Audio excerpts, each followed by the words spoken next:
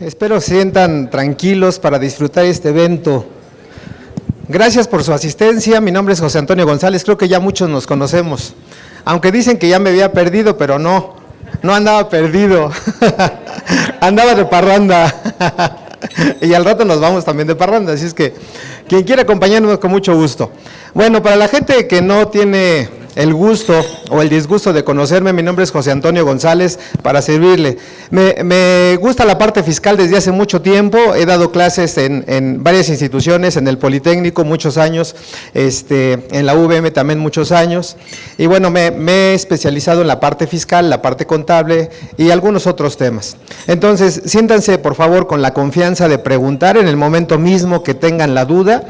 Hay cosas muy buenas en este reglamento, hay cosas malas también en este reglamento, sin olvidar que el reglamento, por principio básico, no puede rebasar el texto de ley, y hay elementos que rebasan por mucho lo que dice la ley. Por lo tanto, vamos a ver lo que sí procede, lo que no procede, y daré mi punto de vista en cada uno de los comentarios. El tema en sí es muy amplio. Yo comentaba a la capacitadora que este curso, para verlo con detalle, realmente con todo el tiempo necesario, tendrían que ser por lo menos 2 sesiones. Entonces, procuraré avanzar lo que más pueda, lo que humanamente pueda, en 5 horas, ¿de acuerdo? Destacando lo que a mi juicio es lo más representativo. Y para empezar, más o menos, para abrir boca, vamos a citar 2 ejemplos para ver de qué se trata este negocio.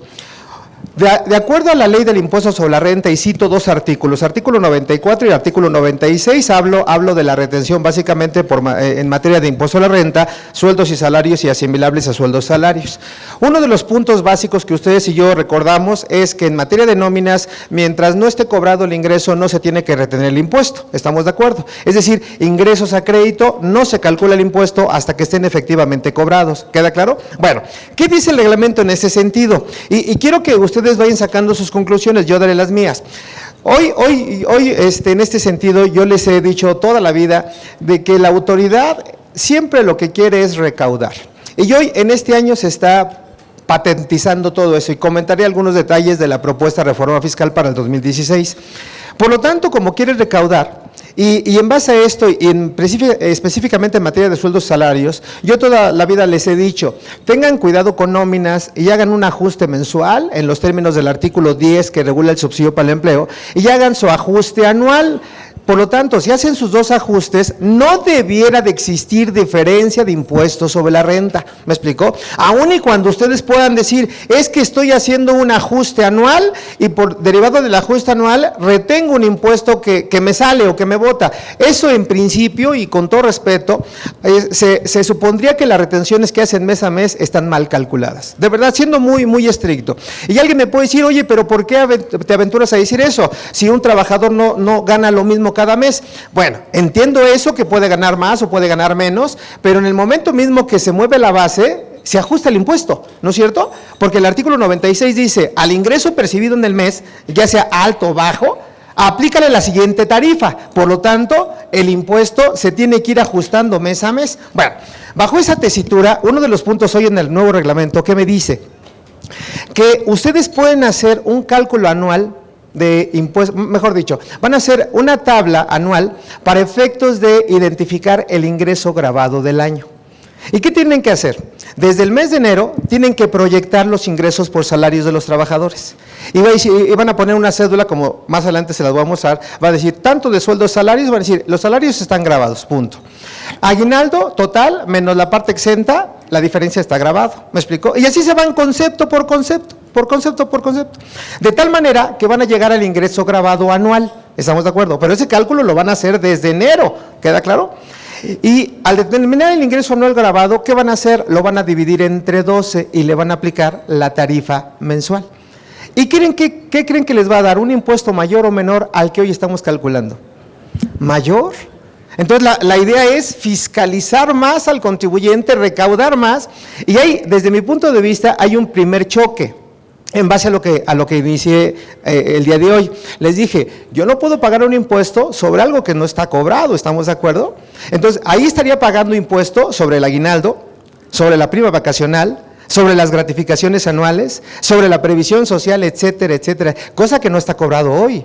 ¿Y cuál es la intención? Fiscalizar al contribuyente, obviamente en materia de retenciones. Bueno, ese es un punto que lo deben de analizar para ver si lo aplican o no lo aplican, de tal suerte que en materia de sueldos y salarios, la ley del impuesto a la renta, específicamente el artículo 27, fracción 5, cita que si no efectúa la retención y el entero, en principio no es deducible el pago por sueldos y salarios, ¿estamos de acuerdo? Bueno, otro concepto, nada más insisto para abrir boca, es en materia de lo que es costo de ventas.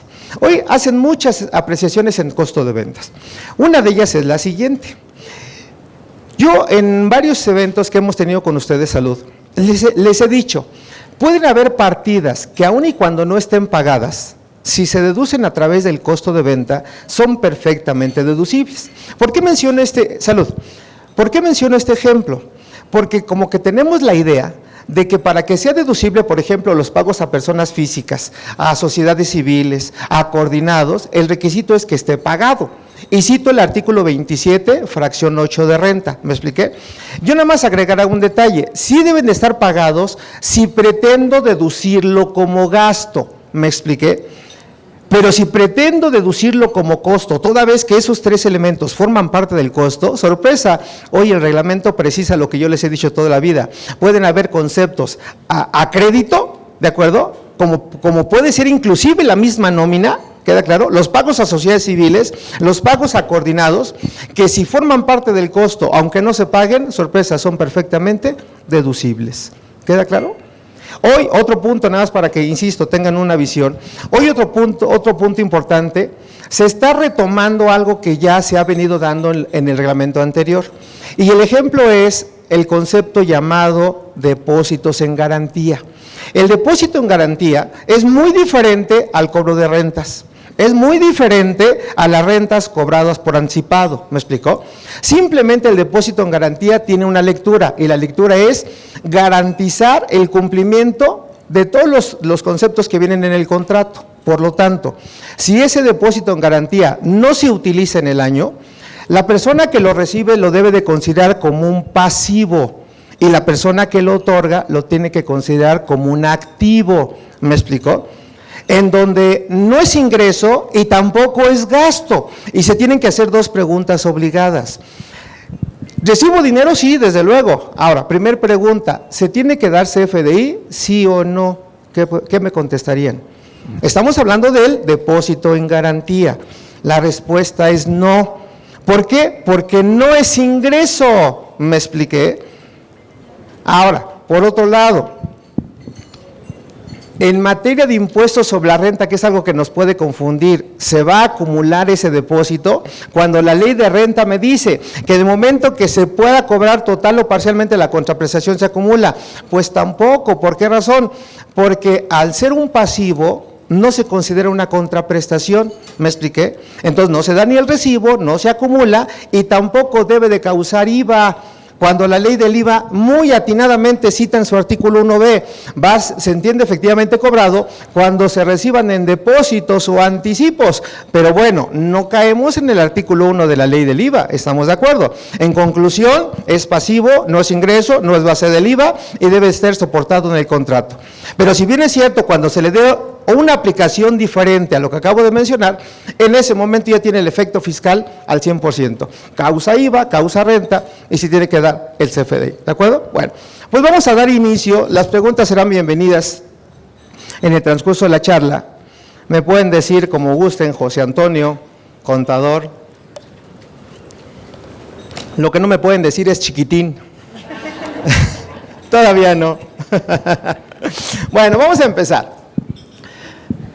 Ahora ya no quiere, ya se asustó mi máquina. Güero, ¿qué le movió acá? Ya no jala.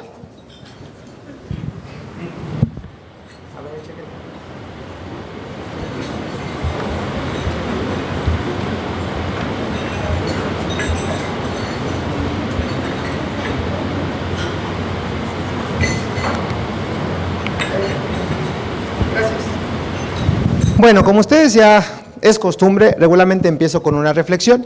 La reflexión en este caso dice lo siguiente, ahí está el autor. Dice, estar preparado es importante, saber esperarlo es aún más, pero aprovechar el momento adecuado es la clave de la vida. ¿Qué me está diciendo la reflexión? Simplemente que las oportunidades hay que aprovecharlas en el momento mismo que se presenten, ¿de acuerdo? Así de sencillo, ahí se las comparto.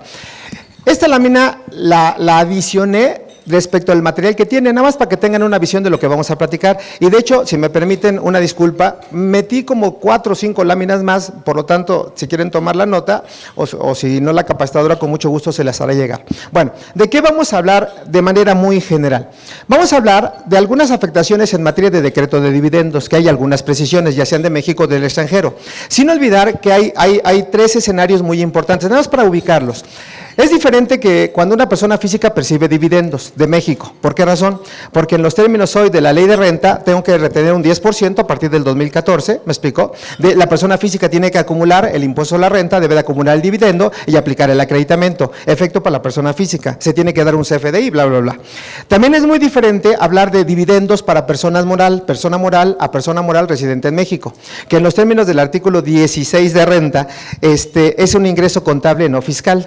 Pero también hay que entender que pueden ser dividendos del extranjero, ¿me explico? Entonces el efecto de dividendos es muy importante, la idea es ubicar en qué supuesto estamos, ¿de acuerdo? Sale.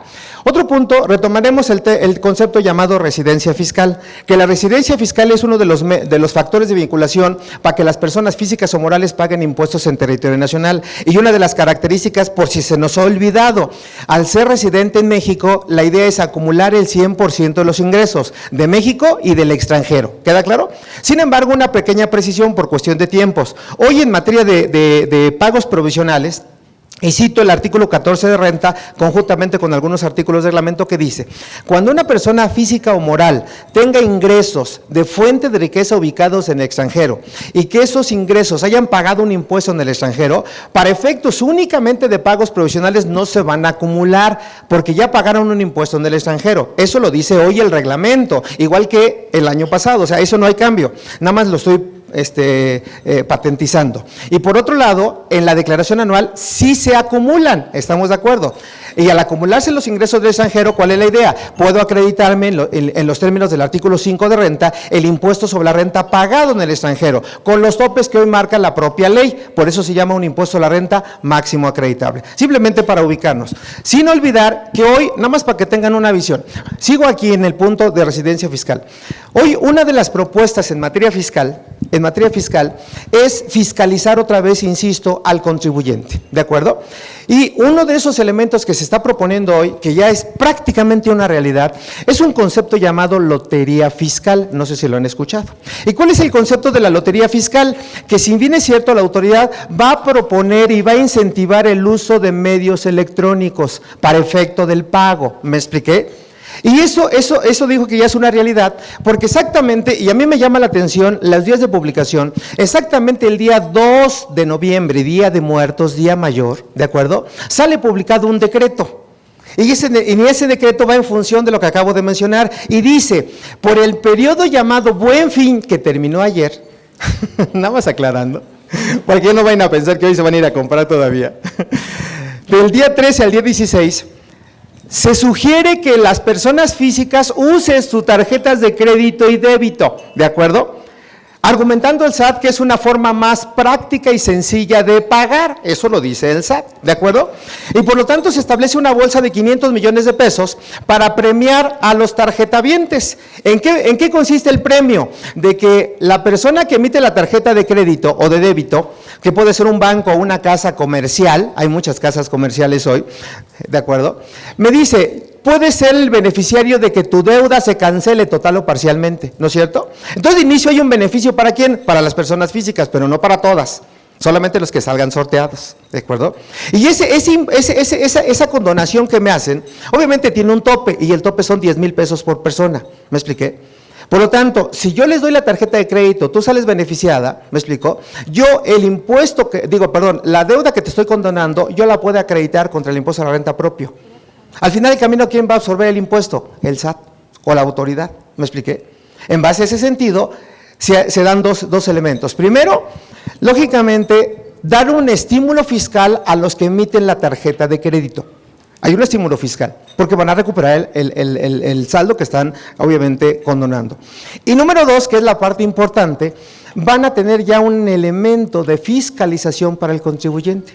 Y de hecho, en la quinta resolución miscelánea, de acuerdo que hoy ya se publicó, se establecen las bases precisamente para otorgar ese tipo de beneficios. Y una de las bases es identificar a la persona que está utilizando la tarjeta de crédito. O sea, yo ya sé que eres tú. Segundo, identificar, y nada más chequen cuántos dígitos tiene su tarjeta de crédito, 16 dígitos. E identificar el número de aprobación. Y con eso el SAT ya va a saber cuánto están pagando y cuánto gastaron. Yo por eso quería comprar una tela de esas cóncavas, 80,000 pesos, y no me la compré. Tú ya estás fiscalizada. O sea, por ahí viene la reforma, ¿me explicó? También hoy se está proponiendo un evento de reformas fiscales para el año 2016, que si ustedes se preguntan, oye, ¿realmente hay una reforma en materia fiscal? Yo creo que la reforma está cambiando un poquito la dinámica. Regularmente estamos acostumbrados a escuchar reformas de forma. Hoy es una reforma de fondo. ¿Por qué razón? Porque se va a la esencia misma del pago del tributo y la autoridad está rebasando las fronteras. Ya no se va a conformar con las operaciones que realicemos en México, ya va a atender a operaciones a nivel internacional. Por eso se habla de que va a evitar la erosión de la base del impuesto y el traslado de beneficios, mejor conocido como BEPS, ¿verdad, Juanito? Entonces, ¿a quién va dirigido eso? A las empresas multinacionales, ¿eh? Entonces, hoy por hoy el SAT ya está en el área a nivel mundial. Esos comentarios los saco precisamente por esto, porque la residencia fiscal implica la acumulación del 100% de los ingresos en el lugar del cual tú eres residente. ¿Me explicó? Sale. Vamos a ver deducción de inversiones. Hay casos interesantes, cito algunos de ellos, que dependiendo que estén comprando, las refacciones pueden ser parte del monto original de la inversión, en algunos casos, ¿me explicó? Cuando hay adaptaciones o mejoras, también se van a capitalizar y forman parte de la inversión, ¿me explicó? Y también algo que debemos de destacar, que hay la posibilidad de que si el patrón utiliza los automóviles de los trabajadores, los gastos derivados de esos automóviles son deducibles para el patrón, pero ya puso un tope la autoridad. ¿Y cuál sería el tope? 93 centavos por kilómetro recorrido. Y el tope son 25,000 kilómetros anuales. Por lo tanto, ¿hasta cuánto puedo deducir por cada auto? 25,350 pesos. Que antes no venía ese tope, hoy ya se establece ese tope, ¿me expliqué? Entonces hay situaciones que son interesantes en materia de deducción de inversiones. Sin olvidar también como breviario cultural, recuerden que es ya un hecho de que el concepto llamado deducción inmediata para el 2016 se vuelva a retomar. ¿Me explicó? Para ciertas empresas con capacidades obviamente moderadas. ¿Y a qué me refiero? Que tengan ingresos hasta 100 millones de pesos. Ahora, ¿por qué menciono esto? Porque si se implementa otra vez la deducción inmediata, no se olviden que va a haber otras fórmulas para el cálculo del coeficiente de utilidad. Regresen a su ley del 2013 para que se vayan empapando, porque la deducción inmediata la pueden aplicar inclusive desde el año 2015. ¿Y en qué año estamos? 2015, ¿sale? Bueno. Vamos a hablar de pagos provisionales, que ya hablamos de un dato interesante, que es en materia del coeficiente de utilidad, deducción inmediata, los ingresos del extranjero que no se acumulan. Un punto importante, vamos a tomar un concepto que se llama disminución de pagos provisionales. ¿Me explico? Un concepto que muchos nos ha servido y otros no lo hemos aplicado. ¿A qué se refiere eso? Que a partir de julio de cada año yo puedo disminuir, no reducir. Las reducciones de impuestos solamente son para agapes, pero la disminución es para todas las personas morales que justifiquen que van a tener un coeficiente de utilidad menor del año que pretenden disminuir sus pagos provisionales. Y alguien se preguntará, oye Toño, yo tengo un coeficiente del 14%, ¿a cuánto lo puedo bajar? Al 0.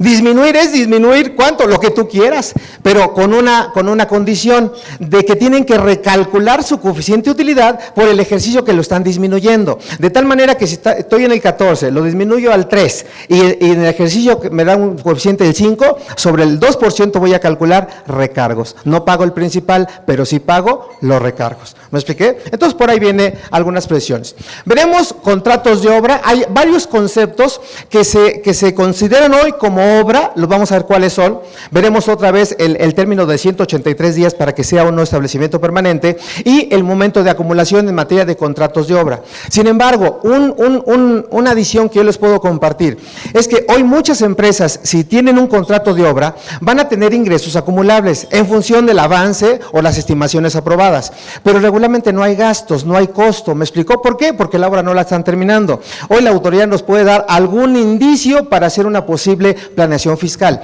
¿Y cuál es la planeación fiscal? De que en sus contratos establezcan entregas parciales de la obra. Parciales, si yo sé que una obra me va a tardar 3 años, pues en el Inter tú haces entrega parcial. Es como voy a hacer un comercial, es como los funcionarios o ¿cómo se llaman?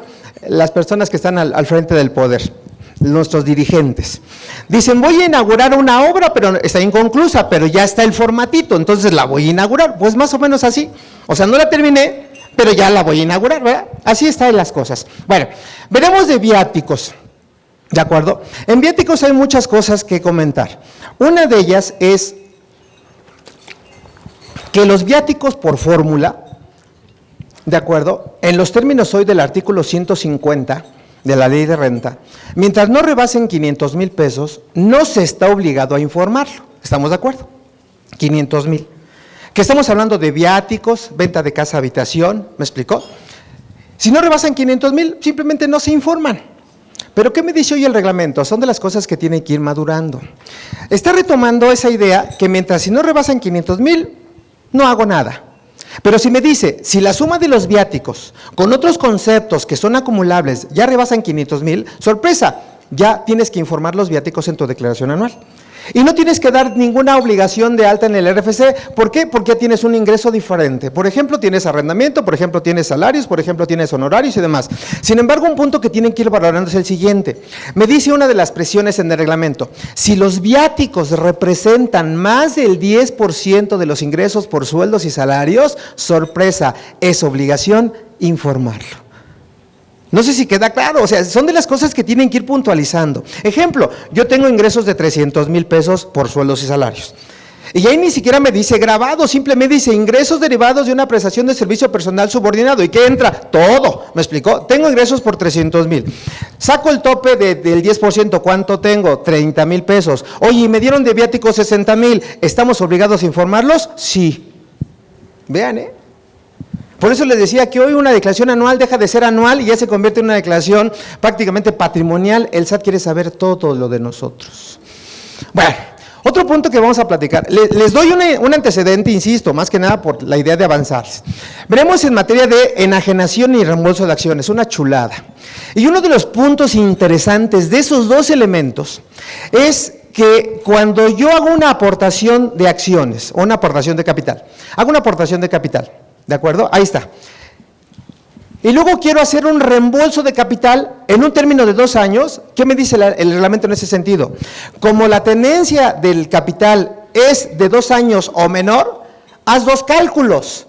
Uno como si fuera enajenación de acciones y otro como si fuera reembolso de capital. ¿Y qué creen que va a dar más base? Como si las enajenara las acciones. Entonces, aunque sea reembolso de capital, toma la base de enajenación de acciones. ¿Con la intención de qué? De pagar más impuestos. Insisto, el fisco hoy va seguro, paso a paso, ¿me explicó? Ahora, otro elemento, no sé si ustedes han reparado en la determinación de la UFIN, ¿me explicó? ¿Quién me puede decir la fórmula de la UFIN? Recordando un poquito, somos cuates, no hay problema. Como dicen mis alumnos, no voy a tus cursos porque eres capaz de reprobarme en tus cursos. Soy cuate.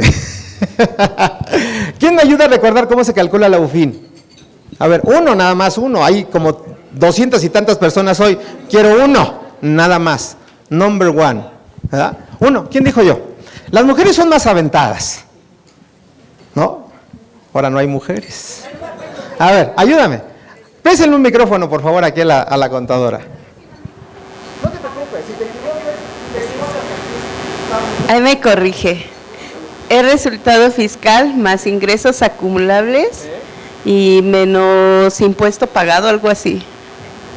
Pues algo así, ¿no? Hay que hablar con propiedad. A ver, ayúdame. Es el resultado fiscal, sí, menos el impuesto y menos no deducibles. Exactamente. Así de sencillo. Escucha, resultado fiscal, menos impuestos sobre la renta causada, menos no deducibles. ¿Me explicó? Acá hay dos precisiones, dos.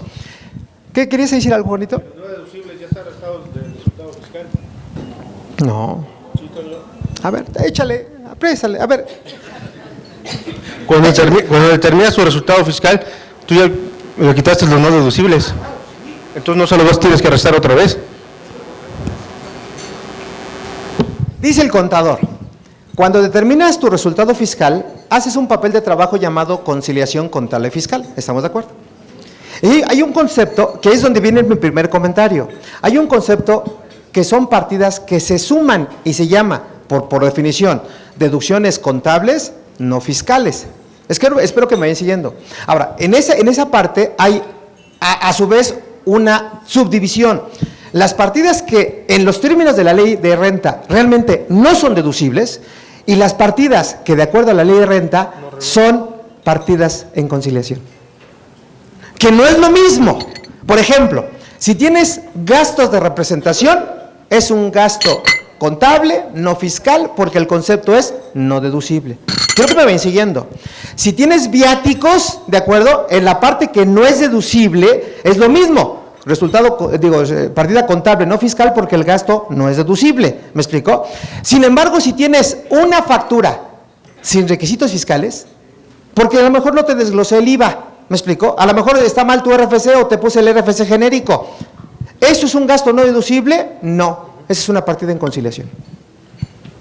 ¿Y por qué menciono esto? Porque cuando determinen la UFIN, que la fórmula, como bien la apuntó la contadora Tere, dice, al resultado fiscal, réstale el impuesto sobre la renta, ya lo ubico, y réstale solamente las partidas que en los términos de la ley de renta sean estrictamente no deducibles. ¿Me expliqué? Más no las partidas en conciliación. Sí, las del artículo 28, ¿no? Las del artículo 28 son las que se van a restar. ¿Estamos de acuerdo? Esa es la primera precisión. Ahora, para el cálculo de lo que es la enajenación de acciones, el artículo 22 te dice que va a jugar la CUFIN precisamente porque tiene un efecto en la parte de la enajenación de acciones, dependiendo obviamente los números que tengan. Pero la CUFIN que vamos a ver en enajenación de acciones se llama CUFIN neta. ¿Qué quiere decir esto? Que no tomes en cuenta la CUFIN negativa o la UFIN negativa. Oye, el reglamento me dice, súmale la CUFIN negativa, ¿y cuál es el efecto? Que la base de impuestos sobre la renta en enajenación de acciones es mayor. O sea, es un poquito el trasfondo del reglamento, insisto, hay cosas padres, hay cosas que vamos a manejar pagando más impuestos. A lo mejor no queda muy claro, pero ya cuando veamos los números va a quedar perfectamente planchadito todo, ¿sale? Y si no, ahí está el material. Que no me vayan a regañar como una vez, si no terminan el material, yo se los anticipé, es mucho material. Sale. Seguimos. En materia de fondos de reservas y pensiones y jubilaciones hay mucho que hablar. Una de las características es que esto sí es deducible siempre y cuando no se le den beneficios anticipados al trabajador. Punto, así de sencillo. Vamos a ver en qué consiste. En materia de costo de ventas, otra vez, cuidando esto, hay algunas precisiones. Una de las precisiones es que vamos a tomar el sistema de costos llamados sistema absorbente. ¿Me explicó? Para efectos de establecer cuáles son los costos fijos y variables en todo el proceso de costos, ¿me explico? Que aquí una de las características del costeo absorbente es que pueden ser en base a costos históricos o costos predeterminados. Y si ustedes manejan los costos predeterminados en base a su experiencia, tienen que recalcular el costo de ventas y me dan una holgura hasta el 3%. Si no rebasa la diferencia entre los predeterminados y los históricos y es menor del 3%, la diferencia o es gasto o es ingreso. Pero si es más del 3%, tienen que regresarse a corregir su costo de ventas. ¿Me expliqué? Y en base a esto, también hay otra precisión, que hoy viene en el artículo 31 de la ley del reglamento, y me dice que cuando tú modifiques el costo de lo vendido después del segundo mes del ejercicio siguiente, y si eso provoca que tu coeficiente de utilidad sea más de un 10% del que tengas ya determinado, es obligación regresarte al año pasado y presentar declaración complementaria. No sé si soy claro. O sea, hoy el costo de ventas es un término importantísimo en materia fiscal. Y obviamente esto menciono del costo porque estamos hablando de un concepto que se llama devoluciones sobre compras.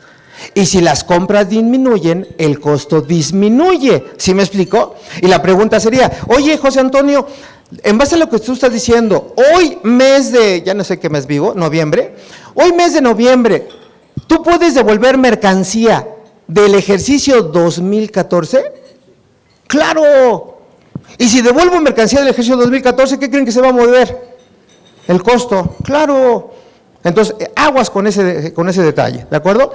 Veremos, en materia de salarios y previsión social, hay algunas cosas importantes que comentar. Uno de los puntos es que ya se otorga el beneficio de previsión social, dice, al trabajador, a su esposa, a su concubina o concubinario, ¿me explicó? Y a sus descendientes o ascendientes, siempre y cuando dependan económicamente del trabajador, ¿me explicó? Y me dice, inclusive, aun y cuando el parentesco sea en materia civil, porque si eres mi papá, obviamente ahí el parentesco es consanguíneo y no civil. Si eres mi hijo, es consanguíneo y no civil, ¿me explicó? Pero si eres mi suegra, el parentesco es civil y yo puedo establecer planes de previsión social, ¿sale? Ahí se los dejo.